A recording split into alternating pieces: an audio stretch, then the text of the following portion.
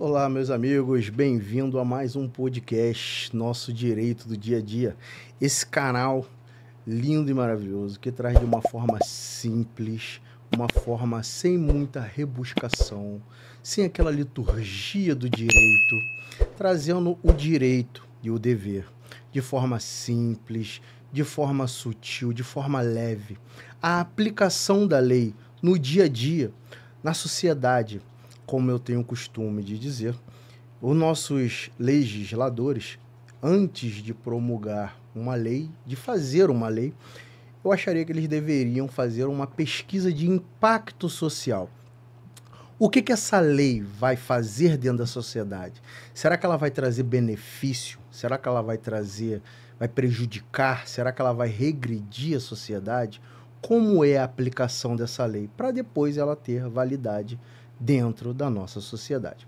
Hoje vamos abordar um tema muito delicado, um tema muito sutil e que, ao invés do que todo mundo imagina, ela tem um impacto gigantesco dentro da sociedade. Vamos pensar da seguinte forma: vivemos todos dentro de uma sociedade. O que prejudica a um indivíduo, ele pode impactar toda uma sociedade. Hoje vamos falar sobre o autismo, o direito do autismo. A votação que vai ter, né, no STF para o rol taxativo ou exemplificativo, que vai impactar grandiosamente as pessoas com autismo, tá? Vamos conversar sobre os tipos de tratamento, quais são os seus direitos, quais são os seus deveres, o que você tem para lhe ajudar. E lembrando, gente, nós vivemos todos dentro de uma só sociedade.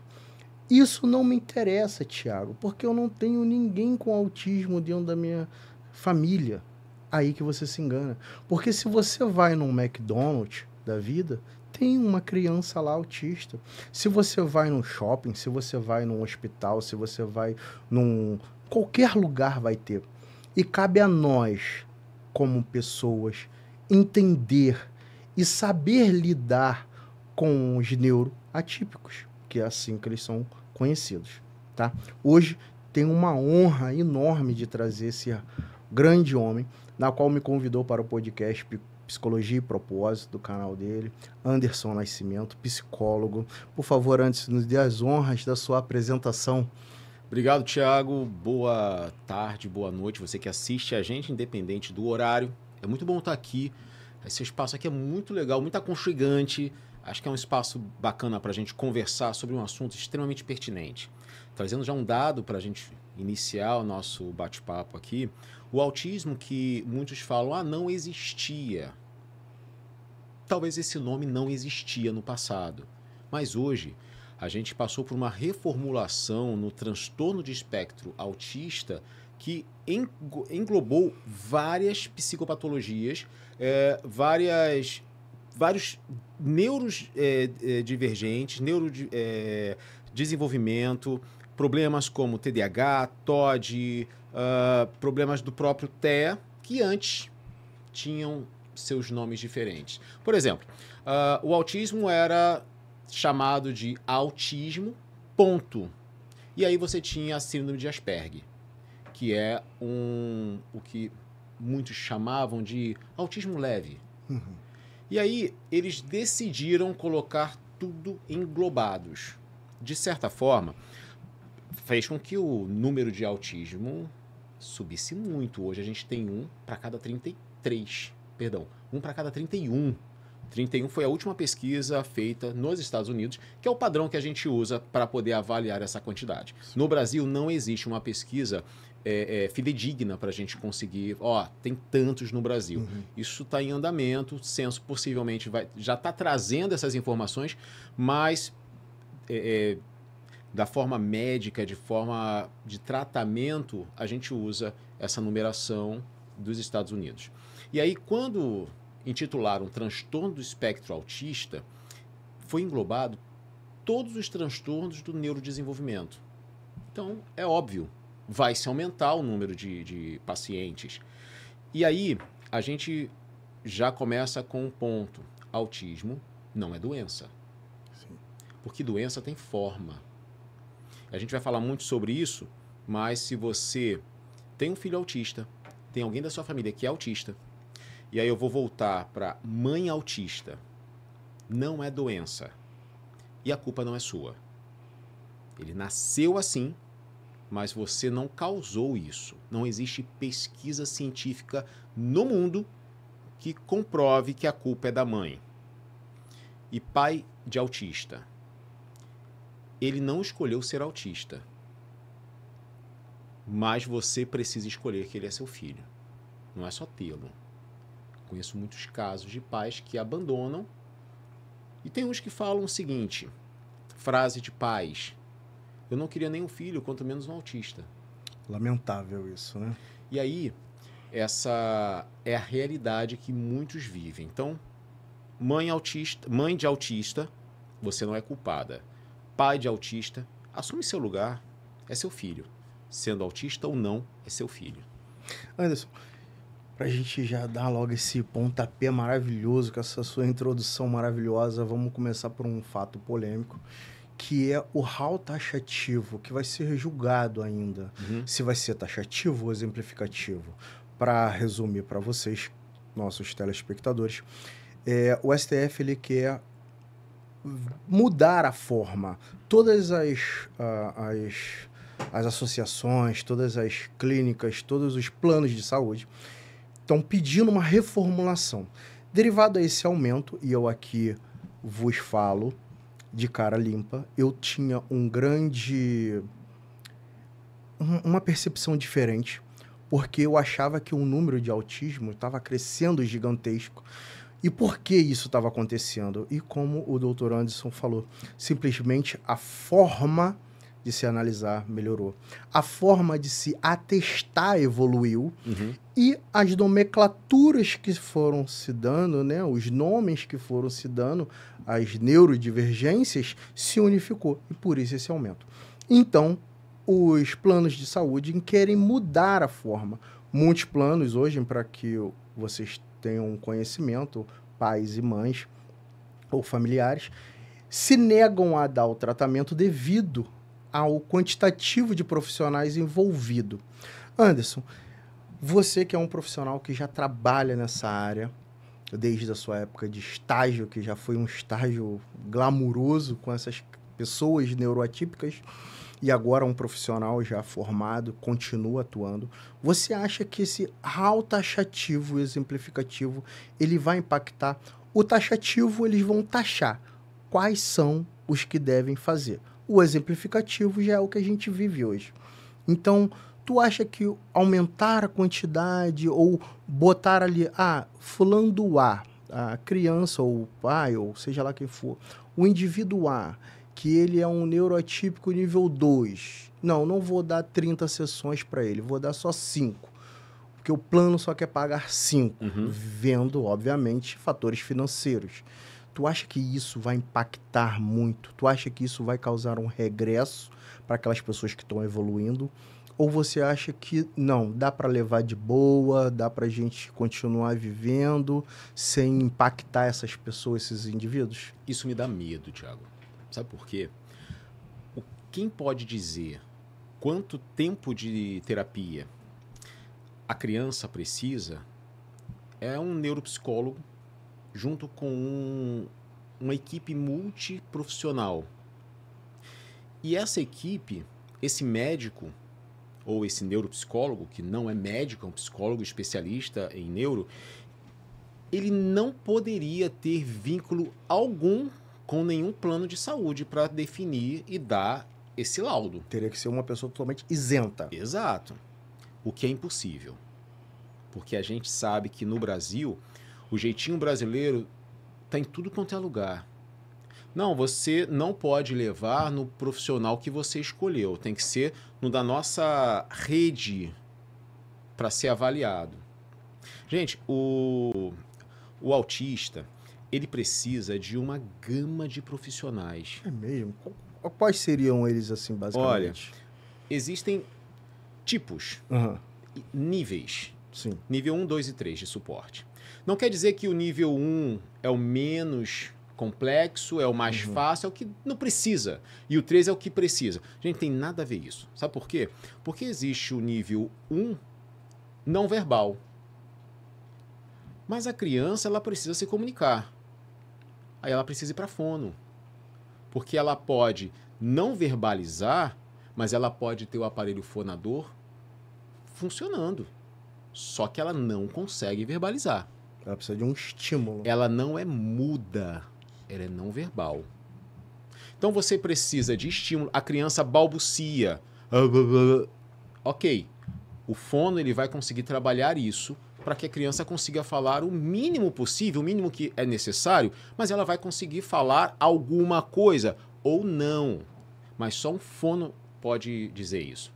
E aí você vê um profissional de plano de saúde dizendo: 10 horas de terapia ABA para essa criança, semanais. Não, é não verbal? Não, então vamos colocar psicomotricidade e ela anda, consegue se equilibrar? Então vamos descartar a fisioterapia. O que seria Motricidade. Isso. Que é o conceito de espaço. Ah, sim. Ele vai saber se movimentar. Entendi. Uma outra especialidade que é fundamental, terapeuta ocupacional. Você consegue beber água assim. Sim. O autista talvez precise aprender a segurar o copo. Levantar o braço. Isso independente do nível dele. Ele pode ter uma facilidade por ser nível 2 e o nível 1 ainda não, porque ele não trabalhou isso. Gente, o que você aprende, ou você aprendeu, ou crianças que você convive, aprendem naturalmente, o autista às vezes precisa de 40 horas semanais para aprender. E aí vem o plano de saúde e fala: não precisa de 40, vamos botar só 10, 5 horinhas ali. O custo de uma clínica multidisciplinar para atender uma criança atípica é como a fundação que eu trabalho, como voluntário. E eu digo que trabalho porque assim, eu levo muito a sério o trabalho que a gente faz lá, os meus pacientes. Eu tenho contato dos pais dos meus pacientes no meu aparelho de celular, porque se acontecer alguma coisa durante a semana, eu peço, me avisa, para eu me preparar para a próxima sessão, para eu trabalhar exatamente o que for preciso. Aí vamos voltar a falar sobre os profissionais que se envolvem. Olha, o psicólogo, mas para que o psicólogo, se é não verbal?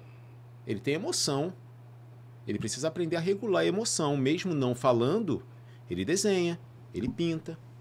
Eu tive recentemente um episódio de uma criança autista, que eu pedi para ele: desenha para mim você e tal pessoa da sua família. Ele desenhou. Ele de um lado, a pessoa da família dele do outro. O cabelo dessa pessoa com traço de lápis forte, traços rígidos, firmes. Em cima tinha umas nuvens pequenas e quando ia chegando para perto dele as nuvens estavam grandes e tinha um sol. E aí eu trouxe essa pessoa para o setting terapêutico, apresentei o desenho e falei assim: olha só, a sua relação com ele é assim. Ele tem raiva de você porque você é distante. Não tem luz de onde você está, mas você está distante. E foram vários desenhos. Para isso, um psicólogo serve. Sim. Ele vai ajudá-lo a entender a frustração quando tal pessoa não for para visitá-lo. E aí tem o psicólogo, aí tem o fono, se for... Gente, o verbal também precisa de fono, porque não consegue pronunciar as palavras facilmente. Então ele vai falar sons e as sílabas emboladas. Então precisa de fono. Então tem psicólogo, fono, terapeuta ocupacional, que vai ajudá-lo a sentar e levantar, que vai ajudá-lo a varrer. Mas vou ensinar meu filho a varrer? Vai, porque ele vai crescer, ele vai ter uma casa. Ele precisa saber lidar com as coisas. Vai aprender a fechar a porta, vai aprender a subir escadas. Isso é um TO. Tem o fisioterapeuta, porque tem muitos que têm limitações. Tem a nutricionista, porque o autista ele tem uma seletividade alimentar gigante por conta da sensibilidade. Você consegue facilmente chupar um limão sem fazer careta? Não. A minha filha até consegue. Eu não consigo. Porque a gente tem as células gustativas que você sente os sabores e nem todo sabor é agradável. Agora imagina aquilo potencializado. Então se a criança vai comer alguma coisa e ela incomoda, ela não come. Por isso que tem crianças autistas que comem batata frita e nugget. Só isso. Toma o achocolatado ou não. Não é um termo popular que a sociedade usa, né? Um dengo, um charminho Não, que não, ele não quer comer. Ele não consegue. E só para você ter uma ideia, vamos acrescentar a maçã na dieta dela? Vamos. 3 meses para acrescentar uma maçã. Para conseguir introduzir na alimentação dela uma maçã. Porque ela vai precisar sentir a textura, vai precisar manejar a fruta, sentir o cheiro, depois talvez sentir só aquela polpinha. Gente, é difícil. Porque o autista, a maioria, e aí eu vou explicar o porquê que eu falei maioria, tem uma rigidez cognitiva. Eu funciono assim e é assim. Eu tenho um paciente que tem um filho que é autista. E todas as vezes que eles vão sair de casa, se a mãe sair na frente dele pela porta, ele não sai. Ele fica parado. Ela tem que voltar, deixar ele ir na frente, aí ela pode ir. Primeiro ele sai. Primeiro ele. Se o pai tira o carro da garagem sem ele estar do lado de fora, ele se desequilibra. Ele tem um estresse emocional muito grande. O pai tem que retornar com o carro e o filho fazer, vem. Ele tem que sinalizar como se ele estivesse conduzindo a família. Exatamente. É uma rigidez cognitiva que ele tem. É possível trabalhar? É. Mas com uma sessão de 1 hora por semana, não vai conseguir. Não tem como.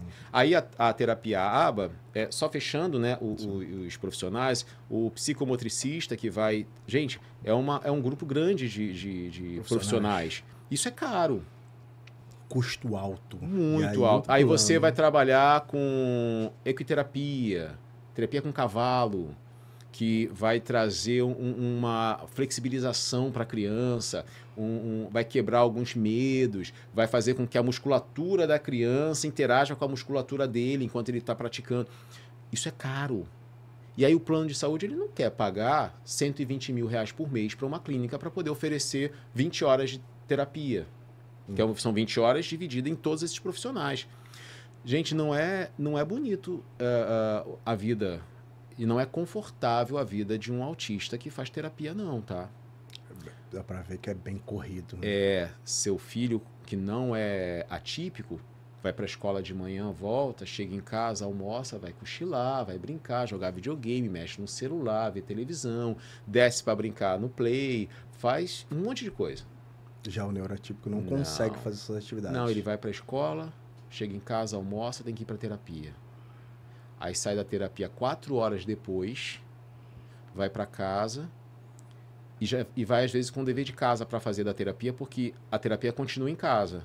Junto com o familiar. Exatamente. Senão não funciona. A criança não tem um dia tranquilo. Ela não tem escolha. O momento de lazer dela. Ela tem 8 horas fazendo e aprendendo alguma coisa todo dia.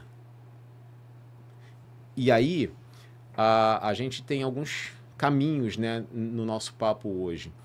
Pagar isso é caro.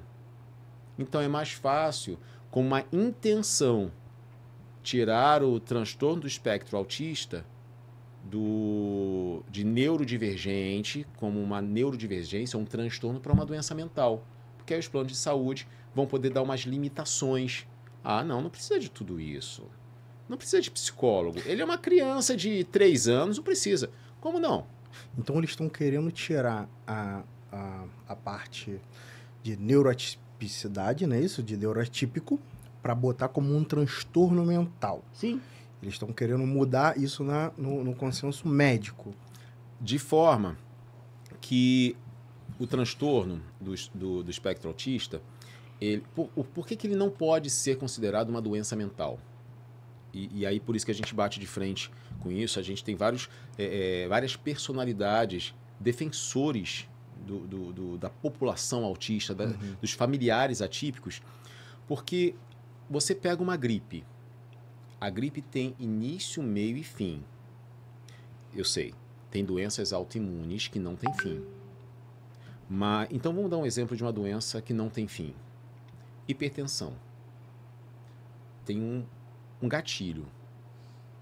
Se descobre o gatilho. É genético. Foi uma vida desregrada, foi a diabetes que gerou.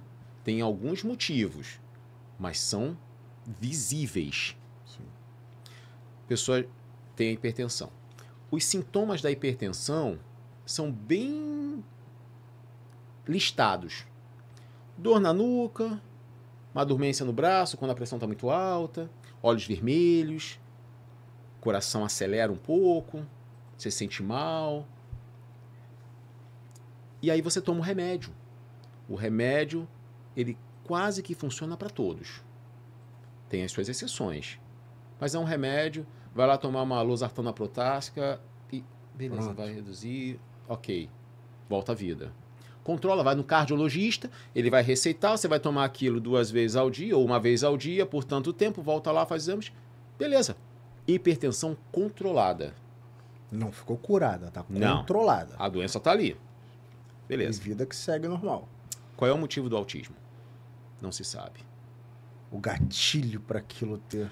Foi alimentação. Existe um secretário do Donald Trump, presidente dos Estados Unidos, que ele foi intimado pelo presidente, né, pelo Trump, a fazer uma pesquisa sobre alimentação. Se é isso que tem causado, né, e tem gerado essa explosão de autismo. Ele só foi ordenado pelo Trump, né, que o Trump não pede, né, ele Manda. E aí, quem tem juízo e dívida faz. Uhum. E aí ele talvez tenha começado, mas ainda não tem resposta. Ok. Não tem um motivo plausível para dizer, foi por conta da mãe, por isso que eu falei que mães se culpam muito. Eu fui fazer uma palestra uma vez sobre a tipicidade, e quando eu falei isso, uma mãe começou a chorar. Porque ela se cobra. Eu sei de casos de mães que quando descobriu que o filho era autista, ela começou a chorar de alegria. Estranho isso, né? Mas sabe por quê? Porque ela ouvia de todo mundo que ela era uma péssima mãe que não sabia educar o filho. Ela achava que o defeito era ela. Era ela. Quando ela falou assim, nossa, ele é autista, ela não riu da desgraça. Ela não riu do problema. A condição. Ela não riu da filho. condição. Ela riu porque as pessoas estavam julgando uma coisa que não sabiam. Ela riu de alívio, porque ela achava que tudo que ela fazia era errado. Aí ela riu porque ela conseguiu entender que o que ela fazia não funcionava porque o filho era um problema. Não que era. ele enfrentava. Era dificuldade e limitações dele. Exatamente. Quando eu digo, ela não riu pela desgraça.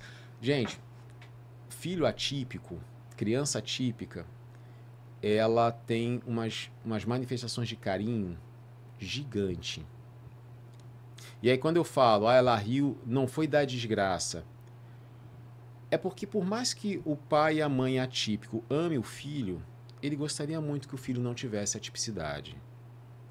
E é um caso interessante, eu vou tocar nesse assunto, que eu achei muito comovente, emocionante e triste. Principalmente triste. Vivemos numa sociedade totalmente, além de ela estereotipa muito. Além de estereotipar, julga muito, condena muito, prega às vezes uma moralidade que muitos nem têm. E eu vi um pai na internet, ele dando um depoimento, se eu não me engano foi numa Câmara Federal ou numa Câmara Municipal de alguma cidade, e ele falando com lágrima nos olhos. Ele disse o seguinte, as palavras dele, abre aspas, eu peço todo dia para que o meu filho vá primeiro do que eu. Porque o filho dele, e as palavras dele, quando o meu filho vai urinar, ele bota a mão na parte íntima dele, sinalizando que ele quer urinar. Aí ele disse que ele sabe, a mulher dele sabe, Os parentes dele sabem, só que a sociedade não sabe. Agora e ele falou, agora você imagina, eu morro, minha esposa morre, meu filho tá na rua, quer urinar, bota a mão nas partes íntimas, os outros acham que ele tá querendo assediar alguém, fazendo um atentado ao pudor, um assédio sexual ou qualquer coisa do gênero, e lincha essa criança. Então, quando eu falo que, sim, é um dever nosso tentar entender, assim como nós, e o exemplo que eu vou fazer pode parecer um exemplo ridículo, nós aprendemos a nos comunicar com um deficiente visual, nós aprendemos a nos comunicar com um mudo, nós aprendemos a nos comunicar com todos os indivíduos que têm uma limitação. Então, é nossa obrigação aprender a nos comunicar com as pessoas neurotípicas e entender que o sofrimento existe naquela família, na mãe, na criança, que às vezes ela não entende o que está acontecendo, mas ela está ali. Eu conheço uma amiga que o Arthurzinho, ele é autista nível 3, não verbal, é assim que se fala, né? Uhum. Me corrija se eu estiver errado. E ele, toda vez que eu vou lá, ele não fala, ele pega na minha mão, ele pega a mamadeira dele, ele deita no sofá, e eu tenho que ficar lá com ele do lado até ele terminar de mamar. E você segurando a mamadeira? E eu segurando a mamadeira dele. Então, ele não fala. Então, eu já sei que ele quer só deitar ali pra mamar, e a mãe dele fala, cara, ele é assim contigo, porque nem comigo ele é. Então, você imagina o sofrimento de uma mãe que se condena, como o Anderson falou, que acha que a culpa é dela, que as pessoas acham que a criança não está falando porque é desleixo da mãe. A criança não está comendo um arroz e feijão porque a mãe quer mimar, paparicar. Porque, gente, pelo amor de Deus, se formos olharmos dentro de cada um de nós somos limitados também. Quantos aqui não tem uma atividade para fazer, esquece, não sabe fazer, ou não tem conhecimento, ou se ensina e a pessoa não consegue aprender? Pois é, só para dar um exemplo que você falou, né, de não alimenta direito, tem crianças com 11, 12 anos de idade que é autista e que precisa usar fraldas. Existe isso. E que a mãe ou o pai precisa trocar a fralda. Com 12 anos. Com 12 anos. Mas mesmo fazendo acompanhamento, tem essa limitação. Exatamente. Aí você pensa, mas olha só, a mãe tinha que, né, dar um jeito nisso. Ensinar Isso é mole. Gente, não é mole não.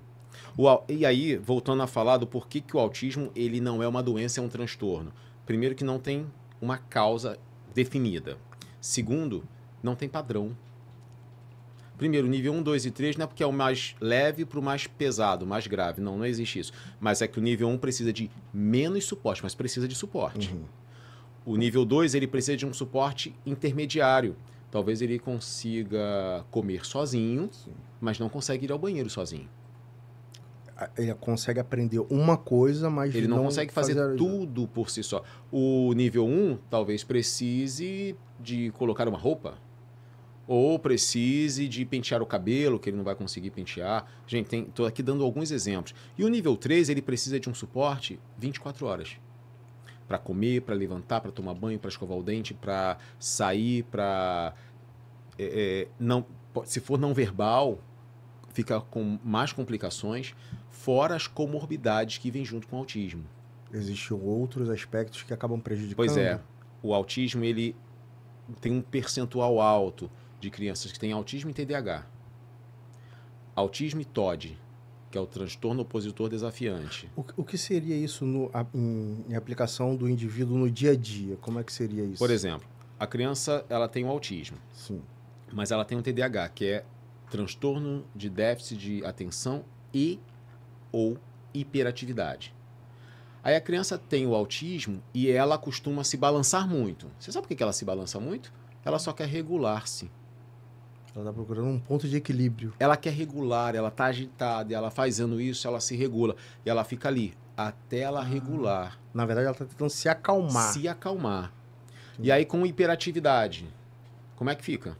Eita. E aí, se ela tiver TOD, que é o transtorno opositor desafiante, que ela não aceita regras e não aceita uma autoridade sobre ela. fica aqui. Ela não vai ficar. Que seria aquele exemplo que tu deu do teu paciente, que quando a mãe sai primeiro, tem que voltar, Exatamente. mãe. O pai sai, o pai tem que voltar. Ele tem que decidir a coisa. E tem um percentual grande também do autismo com DI, déficit intelectual. Que a criança tem uma dificuldade gigante de aprender, de assimilar, de aprendizagem. Ah, mas é dislexia. Olha, o déficit intelectual não é transtorno de aprendizagem, mas com o déficit intelectual vai ter dificuldade para aprender. Isso é indiferente do nível. Do nível, diferente do nível. Porque com a terapia bem aplicada, com bons profissionais, e a terapia ABA, que é uma das ferramentas, né, que a gente usa, embora a ABA não é bem uma ferramenta, não é uma estratégia, é uma ciência, e dá muitos resultados. Ela consegue migrar de nível 3 para nível 2, de nível 2 para nível 1. Fosse uma evolução para a melhoria. Exatamente. Aí quando você me falou qual é o impacto se isso for limitado nos planos de saúde, o retrocesso. O 1 pode voltar a ser 2, o 2 pode voltar a ser 3. Olha, gente, para vocês entenderem, a Previdência Social, o INSS, hoje, a pessoa, o indivíduo, o cidadão que tiver um transtorno autista, ele tem o direito a um benefício chamado BPC. Benefício de prestação continuada, BPC-LOAS, tá? E recentemente foi aprovado uma lei no Congresso que não precisa-se mais renovar o laudo. Porque antes você tinha que ter um laudo e, passado de um tempo, você tinha que renovar o laudo e apresentá-lo ao INSS.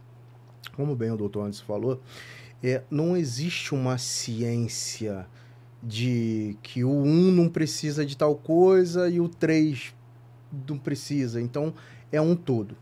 E eles, antigamente, o INSS, ele enumerava. Ele falava o seguinte, olha, 2 e 3 têm direito ao benefício porque são setores mais graves.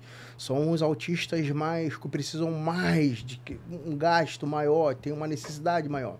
Já 1 não precisa. E aí houve um julgado que unificou. Então, independente de ser nível 1, 2 ou 3, tem direito ao BPC-LOAS, tem direito a receber esse benefício. Recentemente saiu também que o BPC-LOAS ele era dado à família que fosse muito carente e que o pai ou a mãe não podiam estar trabalhando. Hoje é aceitável que o pai e a mãe possa estar trabalhando e o filho receber o BPC-LOAS. Ele não é limitado à quantidade de pessoas. Isso significa que se uma família tiver mais de 2 indivíduos que tenham o autismo, os 2 podem receber o BPC-LOAS, porque ele não é acumulativo, ele não entra no cálculo de renda per capita. Renda per capita é quantas pessoas tem na casa, quantas pessoas trabalham de carteira assinada e é dividido pela quantidade de pessoas. O nome disso é renda per capita. Então, hoje, não precisa se renovar mais o laudo para comprovar o autismo e não precisa ficar limitado a uma única pessoa por família.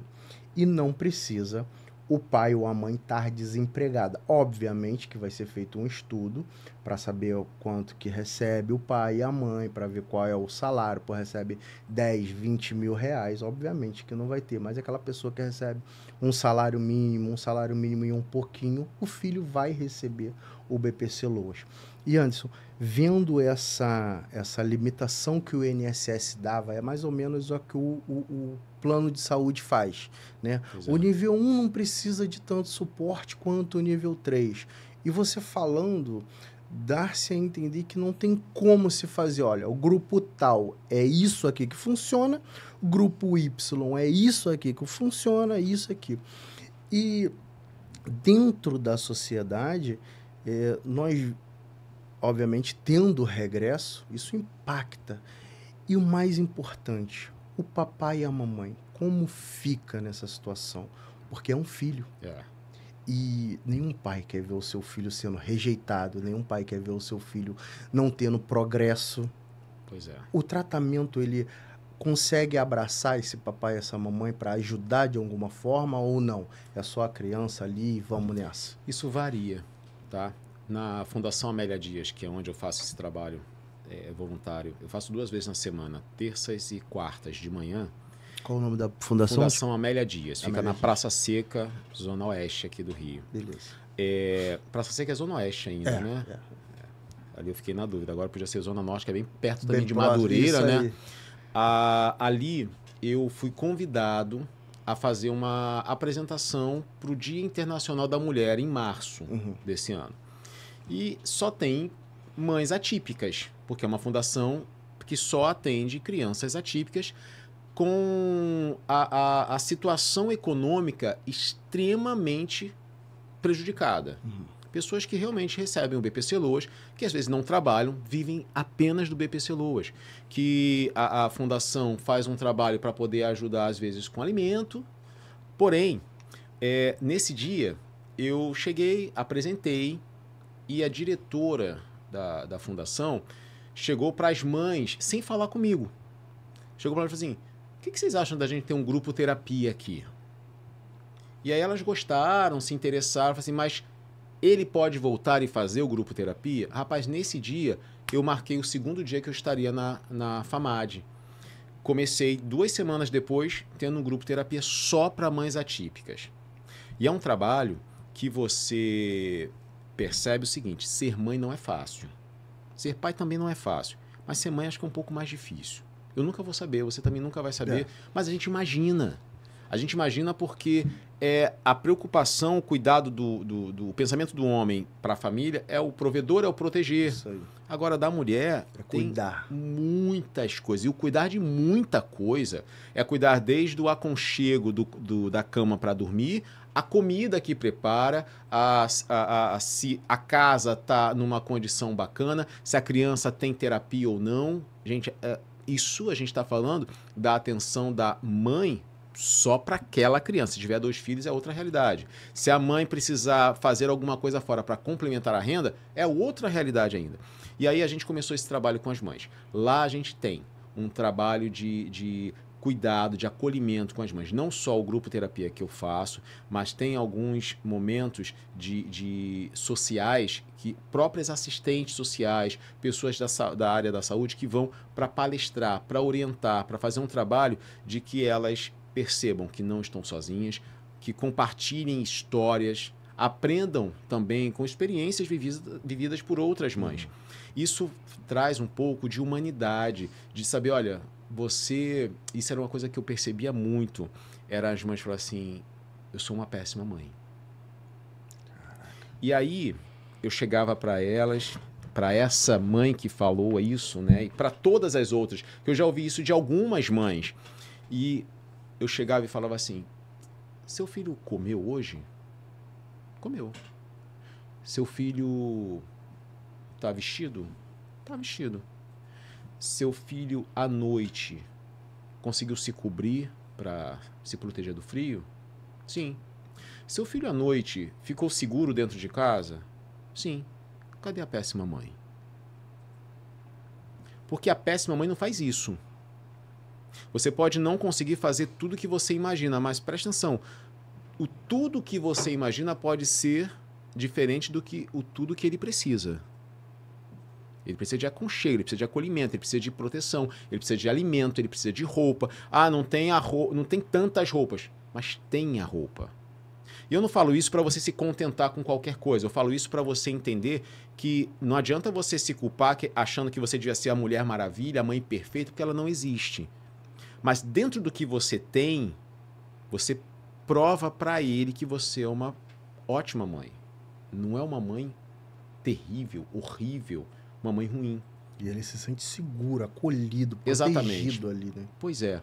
E aí, nem todos os lugares oferecem. Tem clínicas que, quando atende a criança, às vezes aproveita aquele horário que a mãe está aguardando a terapia acabar e faz um atendimento psicológico com ela. Porque, gente, a mãe não enfrenta os dilemas do autismo. Ela enfrenta dilemas da relação conjugal, os dilemas financeiros, os dilemas pessoais. Porque tem muita mãe... A discriminação da sociedade com o filho. Não é à toa que tem o colar. E o colar de identificação da criança autista, ele deve ser usado. Ah, mas eu não gosto porque vão rotular o meu filho. Que rotula e ninguém paga as suas contas. É que com o colar você vai evitar que quando seu filho tiver uma crise, as pessoas vão entender o porquê da crise. Não vão dizer, nossa, que criança mal educada. Aí você não vai ficar ouvindo besteira. E acabar se irritando com a sociedade que julga e aponta a todo momento. E nesses momentos, quando você se irrita com a sociedade que está apontando o dedo, a mãe costuma descontar em quem? Transpassa para a criança. Para a criança. Olha, gente, para vocês terem uma ideia, e é um direito, tá? Todas as escolas, independente de ser pública ou privada, ela é obrigada a matricular o seu filho, porque é um direito dele. O neuroatípico, o autista, ele tem todos os direitos de como qualquer outro cidadão, porque ele é um cidadão dentro da nossa sociedade. E há relatos, tanto na escola pública quanto na escola privada, da pessoa querer limitar a quantidade de crianças autistas, porque existe um detalhezinho, e vai ser ótimo que o doutor Anderson vai poder elucidar isso pra gente. Então ela se tem vaga, tem que matricular o seu filho. A escola nenhuma pode limitar a quantidade de autista por turma ou por unidade. Ela simplesmente tem que matricular o seu filho, ponto. Se houver essa rejeição, óbvio que tem que se produzir provas, grava, filme, pega alguém que está do lado para servir de testemunha e ingresse com uma ação judicial. E aqui eu deixo um atento muito forte. Ah, doutor, mas eu não vou procurar um advogado, óbvio, vai falar, doutor, eu quero processar, mas eu não quero nem dinheiro. Não, pegue o dinheiro. Mesmo que a família não precise, mesmo que a criança não precise, ou se precise, pegue o dinheiro. Porque essas instituições, seja ela uma escola municipal, estadual, federal, seja ela uma instituição pública ou privada, só vão sentir no bolso. E vai chegar uma hora que vai pesar tanto que eles vão parar de fazer essa diferenciação, essa descriminalização que tem com as crianças autistas. Eles são obrigados a ter. Eles são obrigados a ter, e aqui o Anderson vai poder falar, porque eu sempre me perco muito, né? Que são 2 tipos de profissionais, dependendo do grau. Um é um que fica só com aquela criança. E aí, se for numa unidade pública, o Estado tem que fornecer aquele profissional para auxiliar, como se fosse um cuidador, um profissional, um psicólogo, algo, né, que fica só com aquela criança. E se for numa privada, uma instituição particular, uma escola particular, e a criança tiver um plano de saúde, o plano de saúde que arca com aquele profissional para ficar só para auxiliar, óbvio, mas auxiliar só aquela criança. Qual é a diferenciação? Porque eu sei que tem um que fica para ajudar a turma e tem um que fica com um único indivíduo. Exclusivo, né? Exclusivo. O exclusivo é o atendente terapêutico. Tem cursos que são cursos curtos e quem tem aí pensado, olha, eu gosto de trabalhar com criança, eu acho que eu me daria bem, eu me sentiria bem podendo fazer esse tipo de trabalho. Procure um curso desse e vai estudar, porque o que tem de vaga, o que tem de gente precisando de atendente terapêutico é gigante. Isso na escola, que vai estar ali com uma criança, porque ela fica exclusiva. E aí, isso pode ser pelo plano de saúde e pode ser até pela própria escola, mas não são todas que têm esse profissional. E tem muitos pais que só conseguem porque entram na justiça para obrigar a escola a ter esse profissional para atender o filho dela. E um detalhe importante para aproveitar nesse contexto aí, é importante a ida da criança na escola, porque você já disse e deixou bem claro que eles sofrem umas limitações. Esse convívio na escola com crianças que não são autistas ajuda, impacta, e tendo esse profissional, óbvio que tem 2, né? Como é que seria esse tipo de tratamento? E esse profissional é para essa situação ou não tem nada a ver? Ele contribui muito, porque ele vai ajudar o professor a conseguir traduzir. Eu digo traduzir de uma forma bem grosseira de se falar, Porque o professor vai ensinar algo para a turma e ele vai precisar esmiuçar aquilo para aquela criança, para ela aprender dentro da realidade dela. Esse o acompanhante terapêutico vai estar com ele acompanhando mesmo todo o processo, todas as aulas. Para aquela criança autista que é bem inflexível, imagina, ela sai do 5º ano, vai para o 6º. 5º ano era um professor só, no 6º são 6, 7. Toda hora troca de professor na turma. Meu, ele fica sem entender o negócio. Quem é a pessoa que vai me proteger, me ensinar? Ah, mas ele não vai nem conseguir pensar nisso. Você que pensa. E aí ele fica perdido. O acompanhante terapêutico ele vai ajudar muito. É acompanhante terapêutico, é o termo que você pode procurar de cursos e é fundamental. Existem planos de saúde que quando a criança está de férias, ele manda o acompanhante terapêutico para casa da criança para ficar com ela 3 horas, 4 horas, o tempo que ficaria na escola, desenvolvendo a criança, porque a criança não pode parar. Ela não pode parar nunca de fazer as atividades. Então, mesmo que ela não esteja na escola, o acompanhante terapêutico pode ir para casa, exatamente.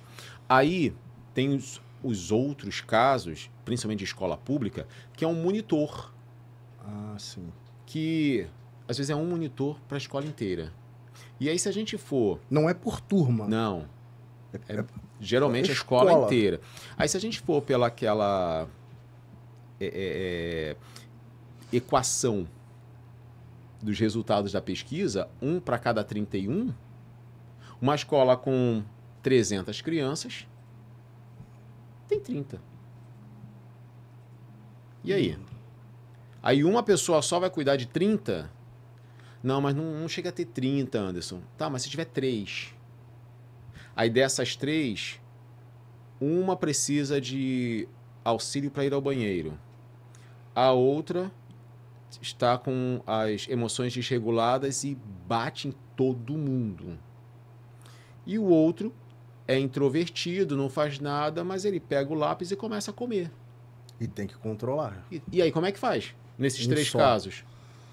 São 3 casos, são só 3 casos, mas são 3 casos que vai precisar de alguém ali. Gente, eu não tô...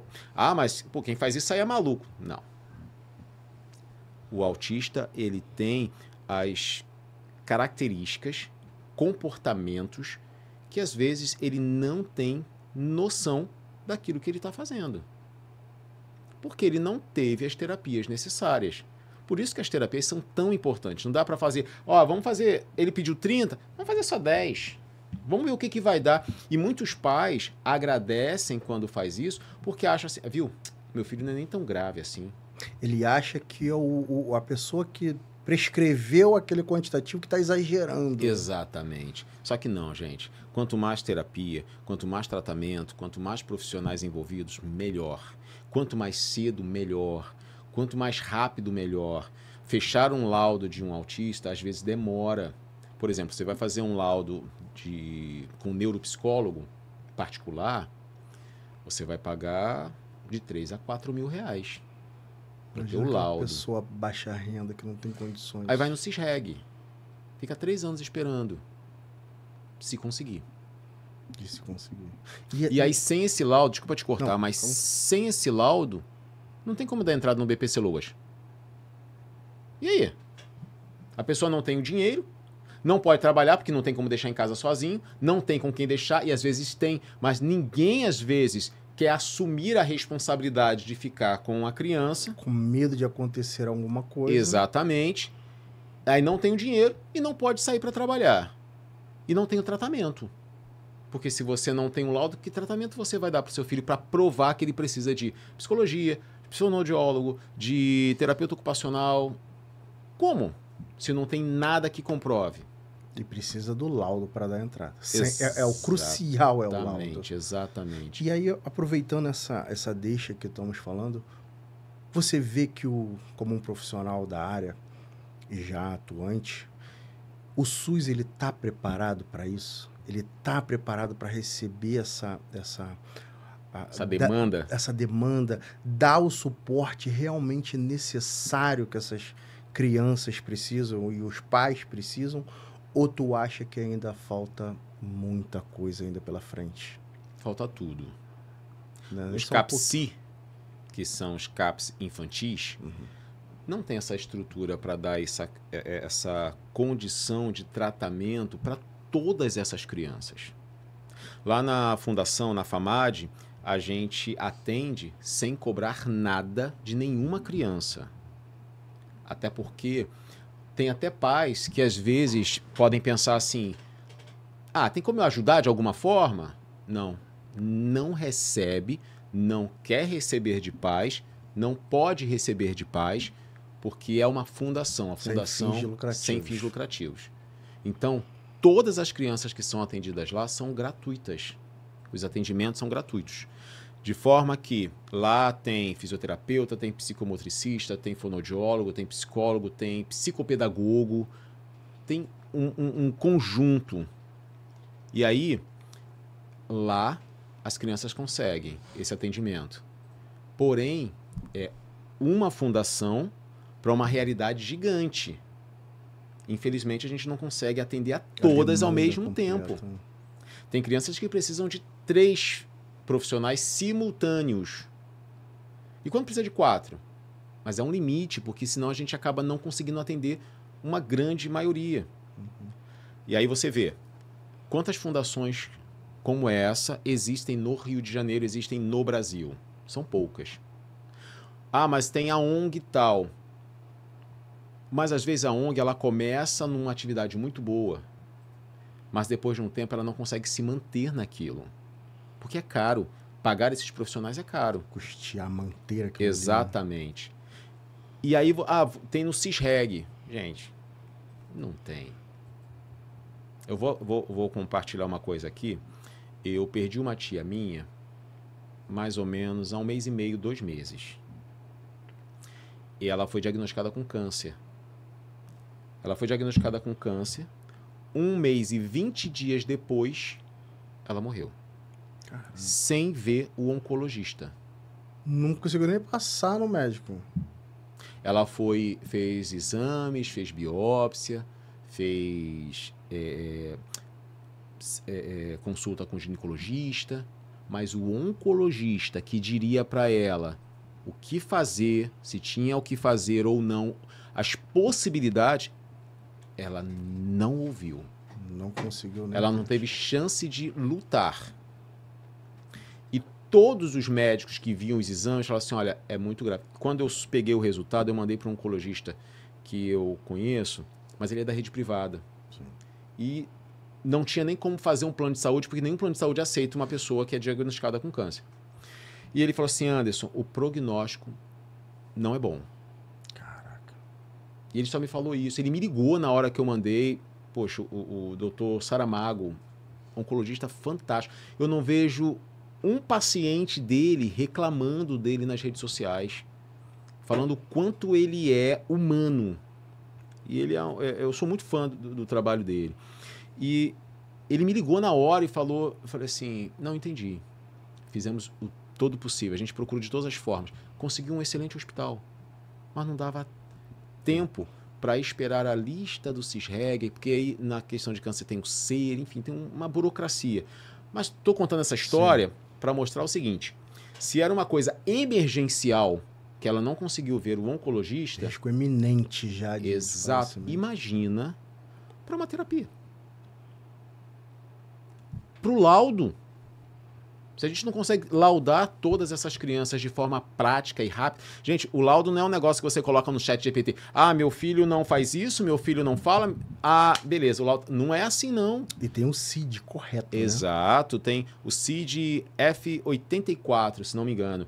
E aí, são vários profissionais, são sessões. O neuropsicólogo, às vezes, faz 10 sessões com a criança para fechar esse laudo. Às vezes é mais, às vezes é menos. Mas precisa desse profissional. E se o CISREG não colocar? Ou se não der tempo? E aí a criança vai laudar com 6 anos. Vai começar a terapia com 7, 8. Já perdeu muito tempo. E tem essa questão de o quanto antes começar, melhora as probabilidades da evolução ou não? Não da evolução, porque a criança já tem o autismo. Ali.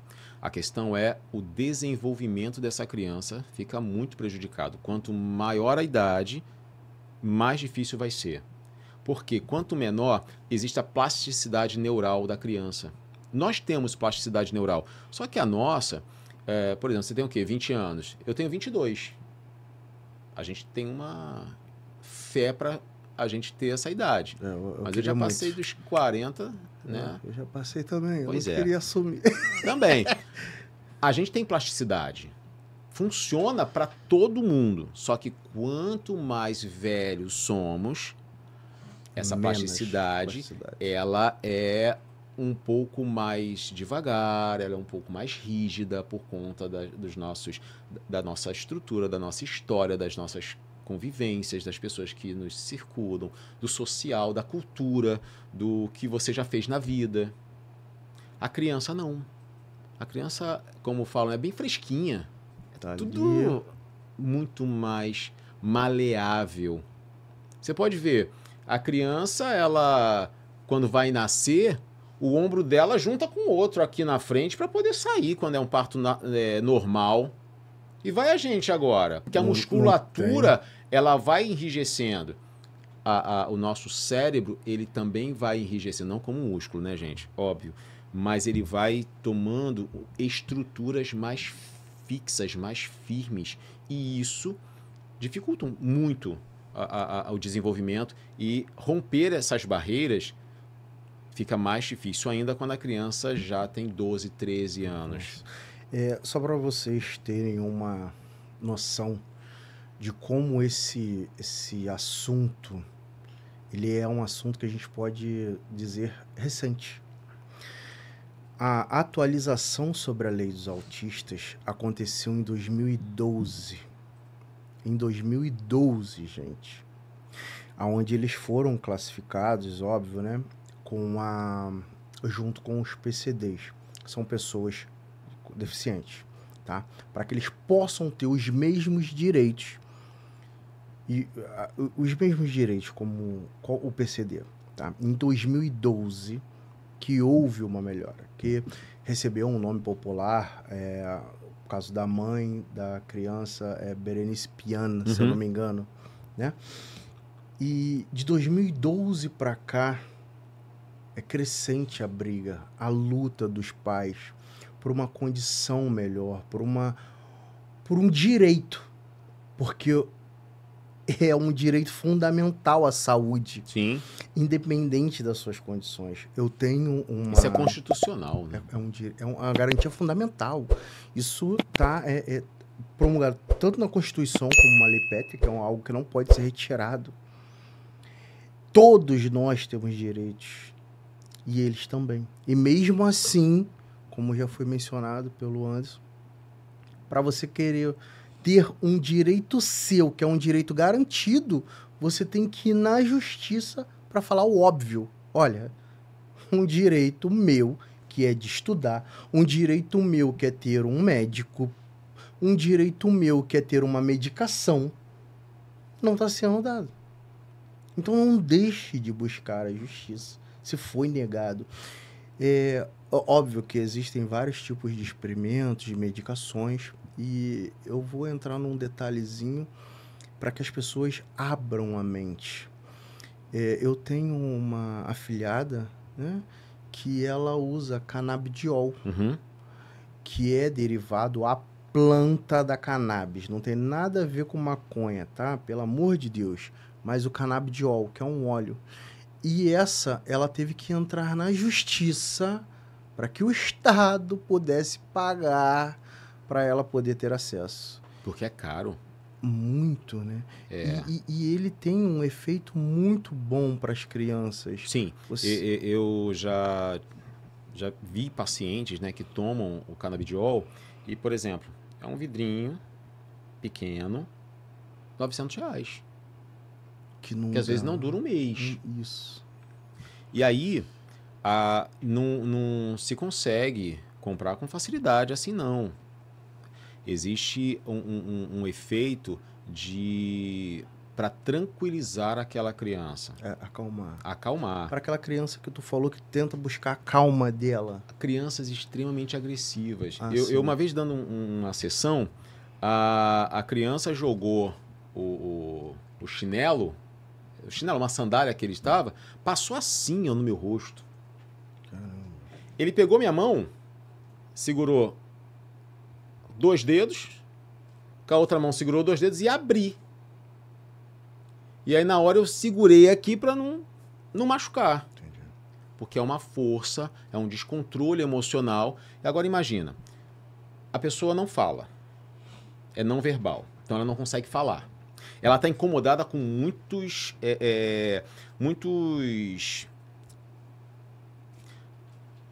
estágios, não, mas muitos estímulos visuais, sonoros, têxteis. Ela está muito incomodada. O som está ensurdecedor. A gente não percebe. Para a gente está ok, mas para ela não. A luz está exagerada. Ela não consegue se comunicar. Imagina isso. Como é que você faz? Um calmante específico. Você ali. começa a empurrar todo mundo que você quer conseguir se sentir bem um pouquinho. Se joga no chão, porque às vezes o chão gelado vai trazer um pouco mais de tranquilidade, de alívio. Vai gritar porque é a forma de extravasar. Ó, tô incomodado, mas eu não sei falar. Eu não consigo falar. E vai fazer isso para ter socorro. Ah, ó, é birra. Gente, birra é uma coisa, crise é outra. Birra é porque a criança quer alguma coisa e se ela não tiver, ela faz a birra. Mas quando você, para saber se é birra ou não, dá aquele negócio que ele está pedindo. Se parar tudo era birra. Ou se você, aí você já percebe o que é birra. Porque tem um motivo. A crise não tem um motivo de querer algo. É um motivo porque algo está me incomodando muito. Uma vez eu fiz um experimento com os pais atípicos e eu peguei um vídeo de um desenho, acho que é Dragon Ball Z. Era um trecho do desenho que piscava uma luz. Aquilo foi tão intenso no desenho que eles tiraram esse trecho do desenho porque as pessoas que sofriam de epilepsia tinham crise. Eu soube disso. Foi um caso até mundial, muita gente. Exatamente. Eu peguei esse trecho e aí peguei o som mais ensurdecedor, mais incômodo para o ouvido humano. Juntei os dois. Nossa, era para dar um choque na pessoa. Né? E aí eu coloquei no telão. Eu falei assim, gente, olhem para esse telão. E aí começou o vídeo. Só que eu não deixei o vídeo inteiro. Tipo, o vídeo tinha 1 minuto e meio, 2 minutos. Eu não deixei aquela imagem 2 minutos. Eu dei times de 10 segundos para também não... Caso alguém ali passasse mal, poderia acontecer, ter um enjoo, né, e tudo mais. Na hora. Exato. Mas o som, ele foi em crescente. Eu tive que parar o vídeo antes, porque ninguém aguentava mais o barulho. Aí imagina, você tendo isso e você não conseguindo se comunicar e não conseguindo sair, porque tá com alguém segurando sua mão. Para você não sair correndo. Aí o medo de não sair correndo, você já segura a mão por proteção. Ok, isso é plausível. Mas a criança tá tão incomodada que ela ainda tenta se soltar, assim, faz força. Gente, é tenso. Passar por isso é muito tenso. E aí, a gente precisa de pessoas em volta. Aí, por isso o cordãozinho, o colarzinho é importante para já identificar. E pai, mãe, família e sociedade em geral. A gente precisa saber olhar para essa criança e a gente nunca vai entender, tá? A gente tenta entender o mais próximo possível de que não é fácil ser autista. Gente, só para vocês terem uma ideia, óbvio, o autista ele tem vagas preferenciais, tanto em cinema, quanto em shoppings, quanto em mercado. Só que eu acredito que precisa de um detalhezinho muito importante, que seria a sensibilidade. Você ser uma pessoa consciente. Você tem um filho que é autista, mas o teu filho consegue andar, ele consegue ali transitar melhor. Vamos deixar aquela vaguinha mais próxima, às vezes, para aquela criança que tem mais, que é mais debilitada. Você que tá vendo um carro de uma pessoa autista, tá parado no sinal, porque o brasileiro, ele tem acho que tá brincando com passa e repassa, né? Uhum. O sinal tá vermelho. Quando fica verde, ele bota a mão na piscina. É o passa e repassa. Quer apertar primeiro, ganha. Não tem mais paciência, Não né? tem. E tá vendo lá o símbolozinho do autismo? Não buzina. Como mesmo o doutor Anderson já falou, o som pode ser... Você não sabe se aquela criança ali tem algum problema com ruído, com barulho, se ela vai agitar, se não vai. Respeita, aguarda. E esse gatilho acontece às vezes por uma buzina. No Rio de Janeiro, onde não se ouve tiroteio. Acho que em lugar nenhum. Todo lugar tem um tiroteio. Então, uma criança autista, por conta do tiroteio, ela foi hospitalizada. Ela entrou numa crise muito forte. Começou a passar muito mal, começou a ficar muito enjoada e entrou numa crise por conta do barulho. Caraca. E aí? Outro detalhe importante. É um direito do seu filho. E você não está pedindo favor a ninguém. Faça valer o direito do seu filho. Se não querem dar, entre na justiça sim, processe sim. Se você tem condições de pagar um advogado, pague. Se não tem, procure a Defensoria Pública, o Ministério Público. Faça a denúncia, seja lá contra a pessoa, contra uma instituição que fez a descriminalização com seu filho, que ali fez ofensas, que ali fez algo que vai deixar seu filho vexatório. Porque você não está brigando só pelo direito do seu filho. Você está brigando pelo direito dos autistas em geral. Então, faça valer. Um detalhe importante é que a gente já começa a caminhar para o final, e aí a gente vai dar uma passada rapidinha. É um direito também do autista e do acompanhante viagens aéreas, com desconto de até 80%. Então, faça valer. O acompanhante, ele paga até 80% de desconto, vai fazer o cadastro, vai pôr o laudo, que precisa anexar o laudo, e aí naquela companhia aérea em específica que tu fez teu cadastro, você vai ter um númerozinho e você faça valer. Às vezes precisa fazer um tratamento, às vezes precisa fazer uma viagem, e você vai ter ali o desconto para que possa viajar com seu filho. Tá? É um direito dele, é um direito ter escola, é um direito à saúde, é um direito à alimentação. Se ele tem problema alimentar, não pode comer certos tipos de coisa, então é um direito que o Estado arque com aquilo, é um direito que se não tem um profissional que o seu filho precisa, é um direito seu, dele ter esse profissional. Então o Estado vai ter que arcar um profissional para que cuide. A medicação, o plano de saúde, ele tem que dar a medicação também. Isso não é só o SUS, tá? O plano de saúde, dependendo ali do plano, ele arca com a medicação. Então, se não quer dar, entre na justiça, cobre, faça valer o direito do seu filho. E mãe, pai, e toda a sociedade em geral, vamos ser mais humanos. Vamos olhar mais para o indivíduo, vamos respeitar e tentar entender. Nem tudo é birra, como o doutor Anderson falou, nem tudo é manha, nem tudo é uma falta de educação que a mãe ou o pai não soube dar.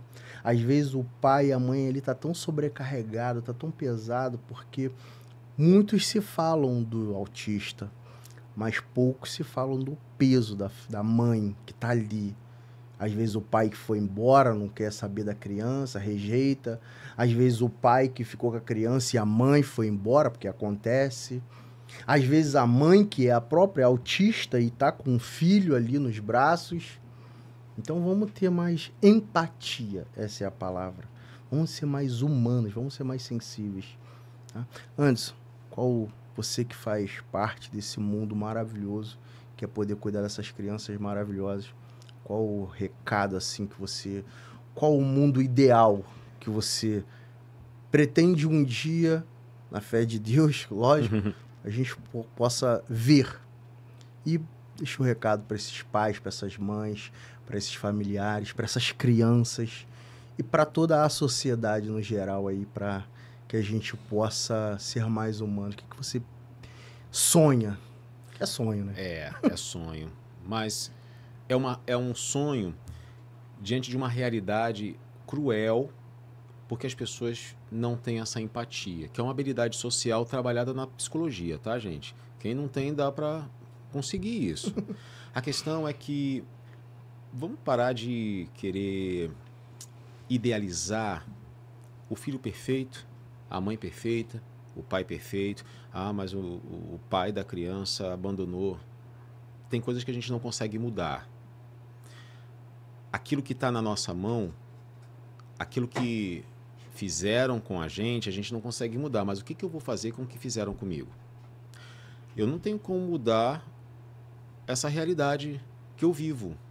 Ser mãe e pai atípico não é fácil. Mas você não é o único, não está sozinho. Tem muitos outros que estão vivendo realidades similares e que conseguem. Ah, mas não vai conseguir ser como fulano. Mas quem disse que é para a gente ser igual a fulano? Cada um tem a sua trilha, cada um tem o seu caminho, cada um tem a sua forma. Mas dá para a gente aprender com os exemplos o que é possível fazer com os nossos filhos. Eu tenho um grupo de pacientes atípicos que eu não gosto de deixar de atendê-los. Eu preciso vê-los toda semana. Por quê? Porque eles são tão únicos. Ah, mas é muito difícil, não sei o que fazer. Gente, começa. Para de rotular. Só aceita. O primeiro passo para a gente mudar alguma coisa é aceitar. Aceita aquilo que não tem condições da gente ficar lutando e brigando. Aceite que você é uma mãe atípica. Aceite que o seu filho foi diagnosticado com autismo. Aceite isso. Não estou falando que você tem que aceitar e não lutar, não. Mas para de ficar com aquela guerra, não pode, não, porque você vai ficar com uma guerra interna sozinho. Porque a realidade é essa. Mas existem hoje, graças a Deus, existem ferramentas, às vezes não são tão fáceis de conseguir, mas existem ferramentas para que você possa conduzir essa criança, o seu filho, para ter um desenvolvimento. Ah, mas ela nunca vai ser igual fulano. Mas não é para ela ser igual fulano, ela é seu filho, ela tem o nome dela, ela é desse jeito que ela vai trilhar o caminho dela. Quando você não conseguir esse apoio, converse com outros pais que são pais atípicos também. Porque eles podem já ter vivido o que você está vivendo hoje e as sensações que você está tendo, ele já talvez passou, viveu e passou. E o que ele fez? Pode te ajudar. Nunca se isole. Você não está sozinho, porque existe uma multidão caminhando junto em prol de crianças autistas, de famílias atípicas, para ajudá-los a lidar com isso. Hoje não tem só a saúde, hoje tem o direito, tem leis que defendem o seu direito, o direito da sua criança. Então não se cale, não pare, ou não pense, é muito difícil. Tudo na vida é muito difícil. Agora, se a gente não fizer nada, nada muda. Então, tenha esperança, sem querer viver com o seu filho o que outra família vive. Deixa a outra família lá. Faça a sua história com seu filho, porque vale a pena. Eles são fantásticos. Se você tirar o rótulo e olhar para aquela criança, para o seu sobrinho, seu afilhado, seu neto, você vai ver que aquela criança, ela continua sendo única e vale a pena investir nela. Anderson, muito obrigado pela sua participação. Tamo Espero junto. poder tê-la aqui mais vezes, conversando sobre outros assuntos. E é esse o recado. O direito, ele não é algo que vão lhe dar. Muito pelo contrário. O direito, ele é algo que não podem lhe tirar. Às vezes as pessoas se confundem muito. Que tem que me dar o meu direito. Não. Muito pelo contrário. Eles não podem, ninguém, tirar o seu direito. Porque o direito já é seu. Então faça valer. Faça valer o seu direito, faça valer o direito do seu filho, do seu sobrinho, do seu enteado, do seu afilhado, do seu familiar, seja lá quem for. Não deixe ninguém fazer com que ele, que já está sofrendo pela condição dele, sofra mais. E você que vive na mesma sociedade, que a sociedade é única, aprenda que hoje você pode estar maltratando, você pode estar fazendo pouco caso, discriminando aquela criança. Mas amanhã podem estar fazendo com você. E aí você vai querer que lhe deem o seu direito quando você retirou o direito de alguém. Gente, muito obrigado. Agradeço a vocês por ter ficado até o final. Temos os nossos patrocinadores, a Previcato, que cuida de toda a parte previdenciária. Se vocês precisarem entrar com pedido de benefício de LOAS, BPC, auxílio-doença, aposentadoria, entre em contato com a Previcato. Tem a Ana Doces, que é uma doceteria maravilhosa em Mesquita. Vou deixar para vocês aí na descrição do vídeo o Instagram, tanto da Previcato, quanto da Ana, quanto da Flash Press, que é a empresa de motoboys. Anderson, muito obrigado pela sua participação. Vou deixar aqui a descrição do Instagram do Dr. Anderson. Também vou deixar aqui, se me permitir, o podcast, onde o Anderson é um apresentador fabuloso. Inúmeras entrevistas maravilhosas e aprendizados maravilhosos, onde um debate incrível dentro da área da psicologia, tá? Então vou deixar aqui na descrição do vídeo e aguardo vocês até o nosso próximo Nosso Direito do Dia a Dia. Obrigado, galera. Uma boa tarde, boa noite. Fiquem com Deus.